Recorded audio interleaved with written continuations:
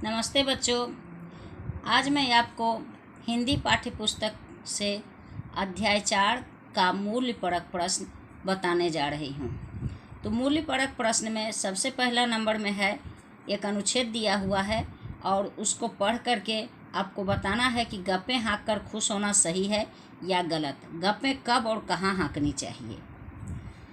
तो गप्पे हाँक कर खुश होना सही है, लेकिन अगर आप मनोरंजन के लिए आपस में बातचीत कर रहे हैं तो कुछ देर के लिए सही है, लेकिन वही गप अगर हाँकने से किसी का हानि या लाभ होता है, नुकसान होता है, तो ऐसा गप हाँकना नहीं चाहिए। और कहता है गप्पें कब और कहाँ हाँकनी चाहिए।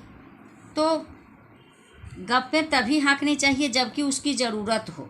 कभी कभी होता है कि झूठ मूठ का मेरे गप हाँकने से किसी का लाभ भी हो जाता है, तो ऐसी स्थिति में गप हाँकना अच्छी बात है। अनावश्यक गप हाँकना नहीं चाहिए, यह अच्छी बात नहीं है। नंबर 2 में है, आपने अक्सर लोगों को पार्कों में ज़ोर ज़ोर से बनावटी ढंग से हंसते देखा होगा। वे बनावटी हंसी हंसते हैं, हंसने से क्या लाभ है।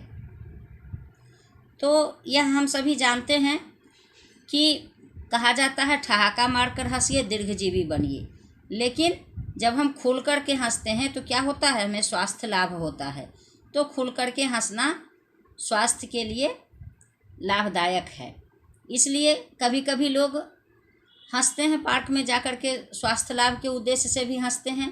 तो अगर स्वास्थ्य लाभ के उद्देश्य से हंसते हैं तो यह हंसना उचित है। अब कुछ प्रश्न है कल्पना या अनुमान पर आधारित। 1 नंबर में है, यदि आपको गप्पें सुनाने के लिए कहा जाए तो आप कौन सा गप सुनाएंगे। तो ये तो आपको अपने से सुनाना है, अपने मन से सोच के बोलना है, इसमें मैं कुछ नहीं कर सकती हूँ। दूसरा में है, मैंने कुत्ते का पिल्ला उड़ते देखा है, बताइए कि यह गप है या सच है।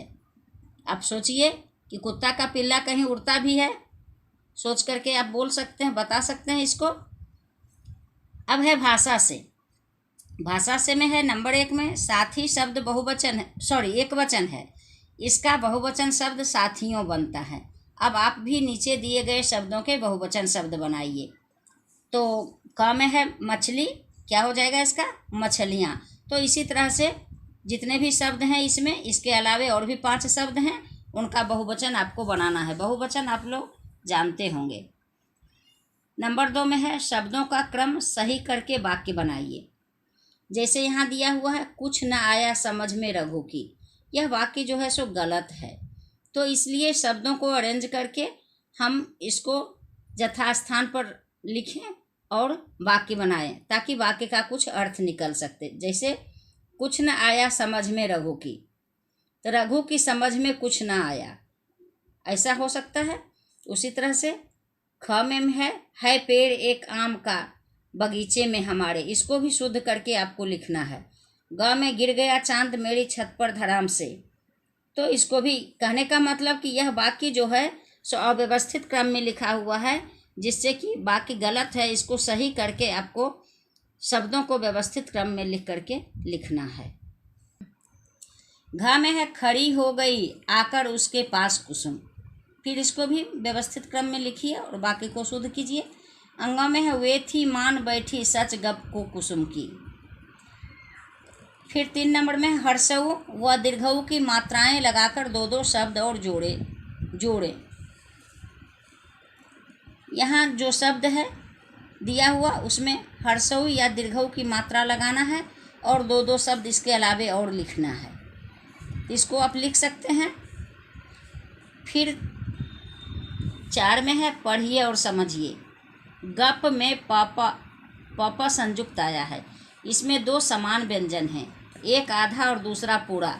आधे व्यंजन को स्वर सहित रहित तथा पूरे व्यंजन को स्वर सहित व्यंजन कहते हैं।